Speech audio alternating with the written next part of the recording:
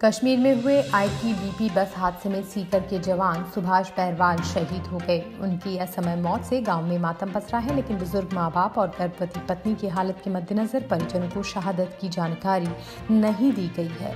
मंगलवार सुबह भारत तिब्बत सीमा पुलिस बल की एक बस कश्मीर के पहलगाम में 100 फीट गहरी खाई में गिर गई थी। इस हादसे में 7 जवानों की मौत हो गई थी। गौरतलब है कि 16 अगस्त को जम्मू कश्मीर में अनंतनाग जिले के पहलगाम में सुरक्षा बलों का वाहन दुर्घटनाग्रस्त हो गया था। वाहन के पलट जाने से आईटीबीपी के 7 जवानों की मौत हो गई थी, जबकि कई जवान जख्मी हो गए। इन्हें एयरलिफ्ट कर श्रीनगर आर्मी हॉस्पिटल भेजा गया था। आईटीबीपी जवानों को ले जा रही बस चंदनवाड़ी से पहलगाम जा रही थी, तभी ब्रेक फेल होने के चलते बस खाई में गिर गई। इस बस में 39 जवान सवार थे। इनमें से 37 जवान आईटीबीपी के थे, जबकि 2 जवान जम्मू कश्मीर पुलिस के थे। महाराष्ट्र के नागपुर रेल मंडल में मंगलवार देर रात छत्तीसगढ़ के बिलासपुर से जोधपुर आ रही ट्रेन नंबर 20843 की मालगाड़ी से टक्कर हो गई। हादसे के बाद ट्रेन का एसी कोच बेपटरी हो गया, जिससे ऊपर की बर्थ पर सो रहे यात्री नीचे आ गिरे। हादसे में करीब 50 यात्री घायल हो गए। घायलों में से एक यात्री जयपुर का बताया जा रहा है। कोच पलटने से घायल हुए यात्रियों का इलाज कर दूसरी ट्रेन से रवाना किया गया।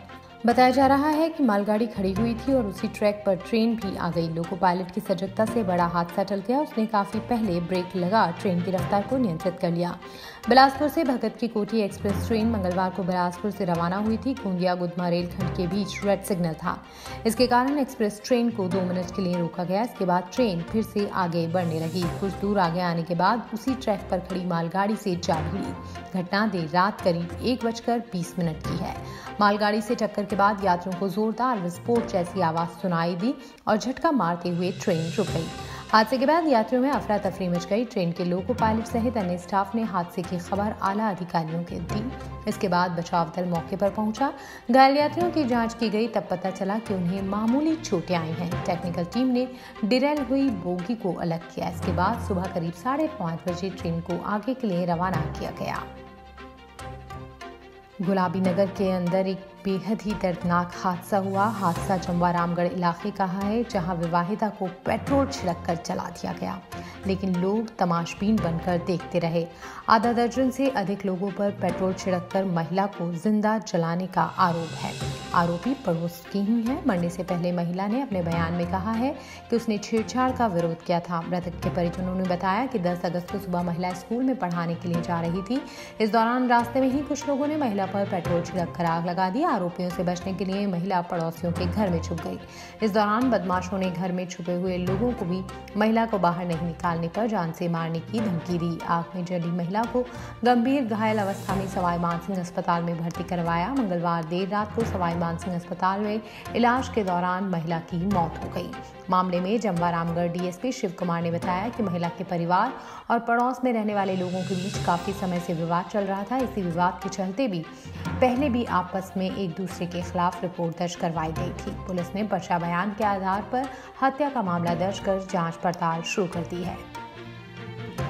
राजस्थान में 2 साल बाद 26 अगस्त को छात्र संघ चुनाव के लिए वोटिंग होगी, जबकि 27 अगस्त को काउंटिंग के साथ ही नवनिर्वाचित पदाधिकारियों को शपथ दिलवाई जाएगी। वहीं आज चुनाव के 10 दिन पहले आचार संहिता लागू हो गई। यूनिवर्सिटी कैंपस में पोस्टर, बैनर, होर्डिंग के साथ ही बड़ी रैलियों पर रोक लग गई है। वहीं चुनावी खर्च की सीमा 5,000 रुपए निर्धारित की गई। ऐसे में अगर किसी छात्र नेता ने चुनावी खर्च निर्धारित सीमा से ज्यादा किया तो उसे बैन करने के साथ उसके चुनाव लड़ने पर रोक लग सकती है। डीएसडब्ल्यू की टीम की ओर से इन 2 कमेटी की सिफारिशों की पालना के लिए विशेष टीम का गठन किया है, जो नियमों का उल्लंघन करने वाले छात्र नेताओं के खिलाफ सख्त कार्रवाई भी करेगी।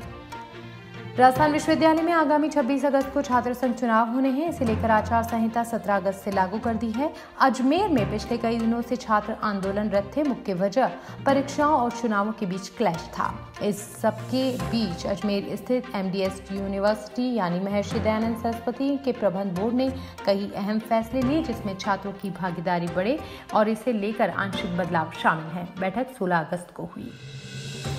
जयपुर के भट्टा बस्ती थाना इलाके में पबजी खेलने की बात को लेकर हुए विवाद के चलते एक 61 वर्षीय वृद्ध की हत्या कर दी गई। पुलिस ने प्रकरण में कार्रवाई करते हुए मंगलवार रात 3 हत्यारों को गिरफ्तार किया। इसके साथ ही फरार चल रहे अन्य आरोपियों की तलाश की जा रही है। डीसीपी नॉर्थ परेश देशमुख ने बताया कि 12 अगस्त को 61 वर्षीय रमजानी अपने घर से दुकान जा रहा था और उसी समय पास में रहने वाले नन्हे सहित 1 दर्जन से अधिक हमलावरों ने उसे घेर कर जानलेवा हमला कर दिया। इस दौरान बीच बचाव करने आए आबिद, आदिल और कुछ अन्य युवकों के साथ भी मारपीट कर उन्हें घायल किया।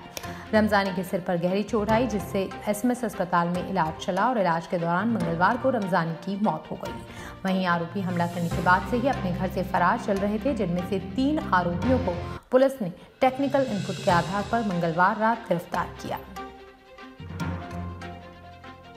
बीएसएफ में जाने का सपना देख रहे युवाओं के हेड कांस्टेबल बनने का शानदार मौका है। बॉर्डर सिक्योरिटी फोर्स ने 1312 पदों के लिए भर्ती निकाली है, जिसके लिए 10वीं पास कर चुके कैंडिडेट्स बीएसएफ की ऑफिशियल वेबसाइट bsf.gov.in पर जाकर 19 सितंबर तक अप्लाई कर सकते हैं।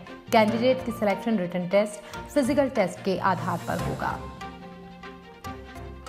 राजस्थान माध्यमिक शिक्षा बोर्ड ने राजस्थान अध्यापक पात्रता परीक्षा 2022 के कैंडिडेट को ऑनलाइन आवेदन पत्रों में त्रुटि सुधार के लिए 18 अगस्त तक का मौका दिया है। इस संबंध में रीट की वेबसाइट पर दिशा निर्देश जारी कर दिए गए हैं। रीट समन्वयक और बोर्ड सचिव मेघना चौधरी ने बताया कि रीट 2022 परीक्षा में परीक्षार्थियों के प्राप्त ऑनलाइन आवेदन पत्र से संबंधित आपत्ति निवारण के लिए पूर्व में 20 जुलाई को एक सूचना जारी की गई थी।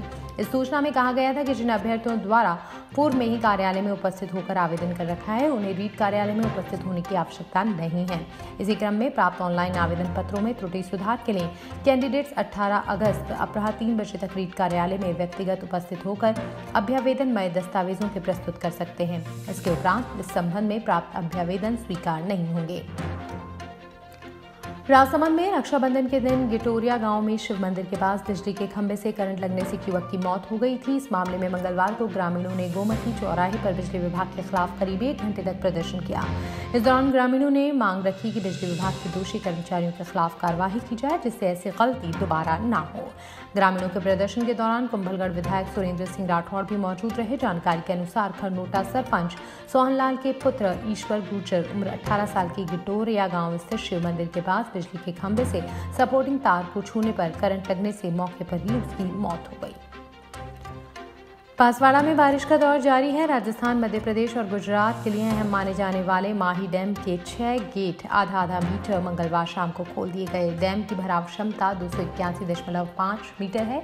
इसके गेट 281.3 मीटर जल स्तर पहुंचने के बाद खोले जाते थे, पर इस बार 279 मीटर पहुंचते ही गेट खोल दिए गए। बताया जा रहा है कि डैम के गेट खोलने के लिए केंद्रीय एजेंसियों ने निर्देश दिए थे। इस समय माही डैम का जल स्तर 279.45 मीटर है। माही डैम उदयपुर संभाग का सबसे बड़ा डैम है, जो फिलहाल 86% ही भरा है। मंगलवार को इसके 6 गेट आधा मीटर खोले गए।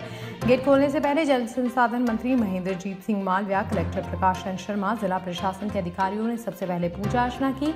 बीते 24 घंटे में बांसवाड़ा के माही डैम क्षेत्र में सर्वाधिक 180 mm बारिश हुई, जबकि जिले में औसतन 5 इंच बारिश हुई है।